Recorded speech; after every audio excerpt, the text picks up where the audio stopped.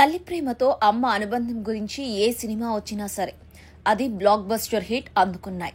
అంతేకాకుండా ఆ పాత్రలో నటించిన నటీమణులకు కూడా మంచి పేరు వచ్చింది. అయితే టాలీవుడ్ లో అమ్మ పాత్రలో నటించి మెప్పించిన హీరోయిన్లు ఉన్నారు. ఇంతకీ వారెవరో ఇప్పుడు తెలుసుకుందాం. టాలీవుడ్ సీనియర్ హీరోయిన్ రమ్యకృష్ణ గురించి ప్రత్యేకంగా చెప్పాల్సిన పని లేదు. ఈమె హీరోయిన్ గా తన సత్తా చాటింది. తర్వాత అమ్మ పాత్రలు చేసి కూడా మంచి పేరు సంపాదించుకుంది. ముఖ్యంగా బాహుబలి సినిమాలో ఈ నటి అమ్మ పాత్రలో అద్భుతంగా నటించారు.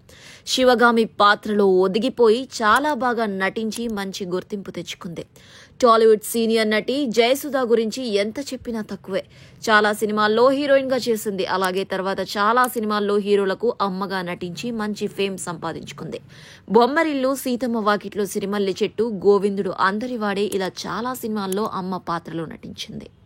అక్కినేని నాగార్జున భార్య నటి అమల గురించి కూడా ప్రత్యేకంగా చెప్పాల్సిన పని లేదు.